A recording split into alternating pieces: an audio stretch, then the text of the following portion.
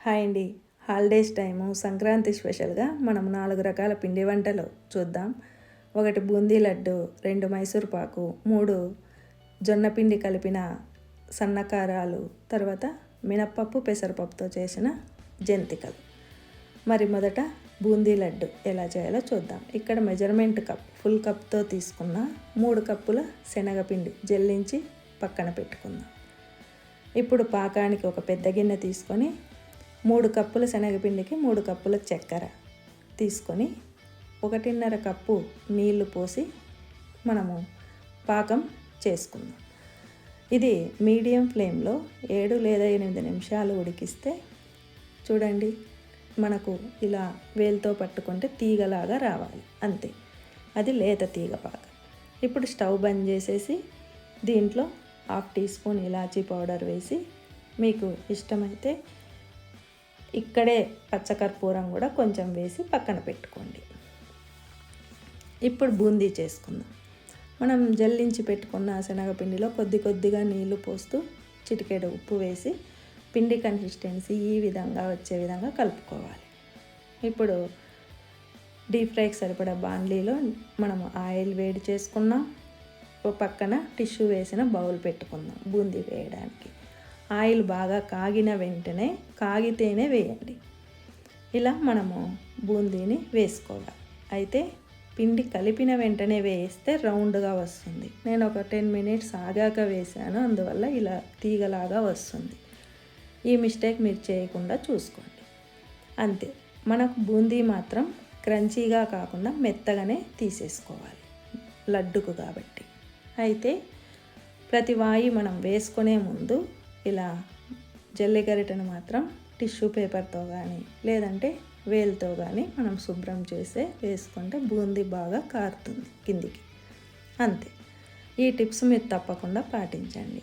First time చేసే వాళ్ళు కూడా చేయగలుగుతారు. ఇక్కడ మనము డ్రై ఫ్రూట్స్ మాత్రం నెయ్యిలో కానీ లేదంటే ఇలా ఆయిల్లో అయినా డీప్ ఫ్రై చేసి పక్కన పెట్టుకోండి. నేను మాత్రం ఆయిల్లోనే చేశాను. ఇక 2 గరిట్ల పెద్ద గరిటతో మనము బూందీని అలా గ్రైండ్ చేసి పక్కన పెట్టుకుందాం. పాకం చల్లబడింటే మాత్రం గోరువెచ్చగా చేసి ఆ తర్వాతనే బూందీని కలుపుకోవాలి. ఇది ఇంకొక టిప్పు. చల్లారకూడదు.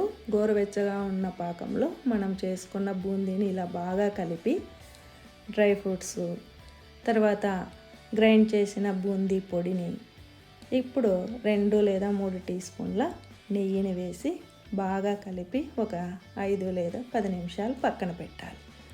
ఈ టైంలో నేను మర్చిపోయా, పచ్చకర్పూరం ఉంటే మీరు తప్పకుండా వేసుకోండి. అక్కడ పాకంలో అయినా వేయండి, లేదంటే ఇలా బూందీ కలిపినప్పుడైనా వేసుకోండి, చిటికెడే. అప్పుడు అది మనకు గుళ్ళో ప్రసాదంగా ఇచ్చే లడ్డూలాగా ఉంటుంది, అంతే. ఇక మనం కలిపి పెట్టిన తర్వాత 5 నిమిషాలు గోరువెచ్చగా ఉన్నప్పుడే చేతికి నెయ్యి రాసుకుంటూ మనం ఇలా లడ్డూలు చుట్టుకోవడమే. చూడండి, పెద్ద సైజువే మనం తీసుకున్న 3 కప్పుల శనగపిండికి ఒక 40 లడ్డూల దాకా అయ్యాయి నాకు. మీరు కూడా తప్పకుండా ట్రై చేయండి. ఇలా బ్రేక్ చేసి మళ్ళీ లడ్డు చుట్టినా కూడా మనకు రౌండ్గా వస్తుంది, అంటే అంత స్మూత్గా ఉంటుంది ఈ లడ్డు, ఓకేనా. ఇక ఇలా స్టోర్ చేసి పెట్టుకుంటే మనకు వారం 10 రోజుల వరకు నిల్వ ఉంటాయి. ఇప్పుడు మెత్తటి మైసూర్ పాక్ ఎలా చేయాలో చూద్దాం. ఇక్కడ మాత్రం కొంచెం టిప్స్ 2-3 ఉంటాయి, అవి ఖచ్చితంగా పాటించాలండి. అప్పుడే మనకు ఫెయిల్యూర్ కాకుండా మంచి మెత్తటి మైసూర్ పాక్ ఈజీగా చేసుకోవచ్చు. ఇక్కడ 1 కప్పు శనగపిండి తీసుకొని ఒక మందంగా ఉన్న గిన్నెలో 1 టీ స్పూన్ నెయ్యి వేసి ఇలా సిమ్లో దోరగా వేయించి పక్కన పెట్టుకోవాలి. ఇప్పుడు అదే గిన్నెతో మనం బౌల్ కానీ గ్లాస్ కానీ ఏ దాంతో అయినా శనగపిండి తీసుకుంటామో అదే కప్పుతో 1 కప్పు నూనె, 1 కప్పు నెయ్యి వేసి మనము పక్కన వేడి చేసుకుందాం. ఇక మనం మైసూర్ పాకు వేయడానికి సరిపోయే బౌల్స్కి నెయ్యి రాసి పక్కన పెట్టుకుందాం. తర్వాత చల్లారిన ఈ శనగపిండిని ఇలా జల్లించి పక్కన పెట్టుకోవాలి. ఇవన్నీ రెడీగా పెట్టుకుంటే మనకు ఈజీనండి చేయడం. మనం మందంగా ఉన్న పెద్ద గిన్నెలో ఇక్కడ చక్కెర సన్నగా ఉంది కాబట్టి నేను 1.25 కప్పు చక్కెర, 1/2 కప్పు నీళ్లు పోసి పాకానికి పెట్టుకున్నాం. మీరు నార్మల్ చక్కెర అయితే, దొడ్డుగా ఉన్నదైతే 2 కప్పుల చక్కెర తీసుకోండి. అంతే. చూడండి, ఇలా పాకానికి నూనె, మనకు శనగపిండి అన్నీ రెడీగా ఉన్నాయి. అలా ఒకవైపు నూనె కూడా వేడవుతూ ఉండాలి. చూడండి, ఇక్కడ పాకం ఎలా రావాలంటే ఇలా లేత తీగ పాకం వచ్చినప్పుడు స్టవ్ సిమ్లో పెట్టి మనం తీసుకున్న జల్లించుకున్న శనగపిండిని కొద్ది కొద్దిగా పోస్తూ ఉండలు కట్టకుండా కలుపుతూ ఉండాలి. ఇలా ఒక 5 నిమిషాలు శనగపిండి పాకంలో ఉడకాలండి. ఇలా ఉడికిన తర్వాత పక్కన కాగుతున్న నూనెని ఒక్కొక్క గరిట వేసుకుంటూ మనం ఇలా కలుపుకోవాలి. ఇక్కడ మీరు నెయ్యితోనైనా చేయొచ్చు, లేదు నూనెతో అయినా చేయొచ్చు, లేదు ఇలా ఒకటి నూనె ఒకటి నెయ్యి కలిపి అయినా పోసుకోవచ్చు. అది మీ ఆప్షనల్ అండి. ఇంకా మొత్తం నెయ్యితోనే చేస్తే మనకు చాలా నాలుకకు మధురంగా ఉంటుంది. అది మాత్రం మీ ఇష్టం. బాగా టేస్టీగా అంటే నూనె నెయ్యి ఈక్వల్గా తీసుకుంటే బాగుంటుంది. ఇలా మనం తీసుకున్న నెయ్యి అంతా పోసేసుకున్నాం. లాస్ట్లో చివరిగా ఈ విధంగా కన్సిస్టెన్సీ వచ్చినప్పుడు 1/4 టీ స్పూన్ సోడా వేస్తే మనకు బాగా ఉంటుంది. అంతే. ఇక మనం నెయ్యి రాసి పెట్టుకున్న బౌల్లోకి ఈ కన్సిస్టెన్సీలో ఉన్నప్పుడు పోసేసుకోవాలి. లేదు అలాగే ఉంచారంటే పొడి అయిపోతుంది, మైసూర్ పాక్ పొడిలాగా వస్తుంది. అంతే. మనం పోసుకున్నదంతా కూడా ఇలా అంతా సర్దేసి గోరువెచ్చగా ఉన్నప్పుడే ఇలా మనము కట్ చేసి పెట్టుకోవాలి. అది స్క్వేరా, రెక్టాంగులా, డైమండ్ షేప్ అనేది మీ ఆప్షన్.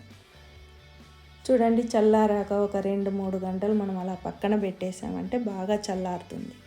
ఇలా ఈజీగా బోర్లు ఇచ్చినప్పుడు మనకు ఇవి కూడా పీసెస్ లాగా పడిపోతాయి.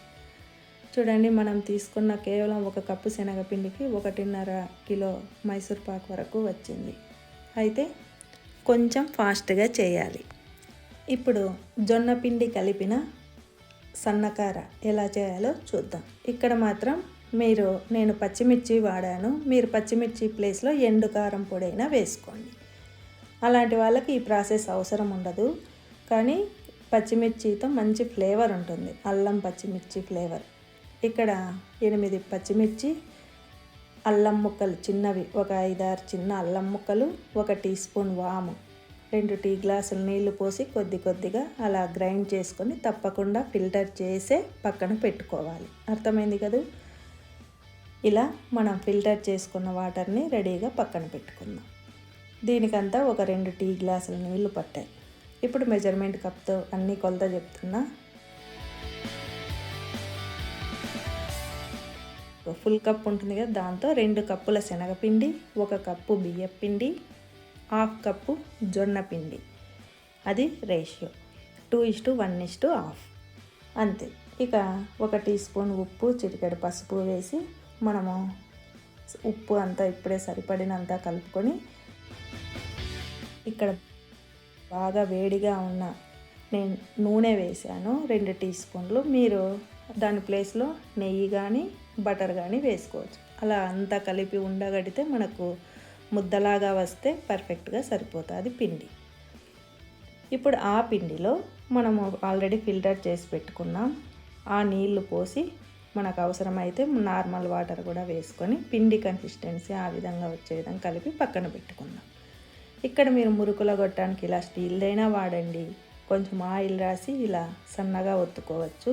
నేను మాత్రం ఈ అల్యూమినియంది వాడుతున్నాను. మనము తగినంత పిండి తీసుకొని ఇలా మురుకుల పావులో కొంచెం వెల్తిగా పెట్టుకొని వేడి అయిన ఆయిల్లోనే మనం ఇలా ఒత్తుకోవాలి. చూడండి ఎంత నురగ వచ్చిందో, బాగా వేడి వస్తుంది, కొంచెం జాగ్రత్తగా చేయండి. ఇలా నురగ తగ్గిన తర్వాతనే మనము వాటిని రెండో వైపుకి తిప్పేసుకోవాలి. తిప్పిన తర్వాత 1 నిమిషానికి మనకు పర్ఫెక్ట్గా కాలుతాయి. ఇవి ఎందుకంటే మనము పచ్చిమిర్చి వేసినాము, తెల్లగా ఉంటాయి చూడ్డానికి, కొంచెం గ్రీనిష్లో, కానీ మనకు కాయినాయా లేదా అనేది మీకు అదే నురగ ఒకటి గమనించుకుంటే పర్ఫెక్ట్గా మనము చేసుకోవచ్చు. ఇలా తక్కువ టైంలో ఎక్కువ చేసుకోవచ్చు. ఇలా ఎప్పటికప్పుడు చిన్నవి విరిగిపోయినవి ఫిల్టర్ సాయంతో మనము తీసేసుకోవడమే. ఇలా మీరు కూడా తప్పకుండా జొన్న మురుకులు ట్రై చేయండి, జొన్న కారాలు. మరి మినప్పప్పు పెసరపప్పుతో చేసిన జంతికలు, వీటికి కొలత మాత్రం మెజర్మెంట్ కప్పులో నేను 1/4 కప్పుతో చెప్తున్నా, జాగ్రత్తగా చూసుకోండి. ఒక ఫుల్ కప్పు మినప్పప్పుకి సగం కప్పు పెసరపప్పు.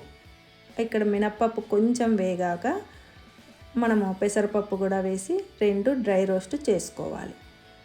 పెసరపప్పు సగం తీసుకున్నాం కదా, అదే సగం కప్పు పుట్నాలు కూడా తీసుకోవాలి. అంతే. మొదట మినప్పప్పు పెసరపప్పు గ్రైండ్ చేసుకోవాలి. అదే బరకలో మనము పుట్నాలు కూడా వేసి మొత్తం మీద పిండి అంతా కూడా జల్లించుకోవాలి. చూడండి, మొత్తం మీద ఇది ఉద్దిపప్పు పెసరపప్పు పుట్నాలు కలిపి గ్రైండ్ చేసిన స్మూత్ పౌడర్. టోటల్ మీద ఇది ఆ కప్పుతో 2 కప్పులు అయ్యింది. ఆ 2 కప్పులకి 4 కప్పుల బియ్యం పిండి. ఇది బయట సూపర్ మార్కెట్లో కొన్నదే, మీరు లేదంటే మిల్లులోదైనా వాడుకోవచ్చు.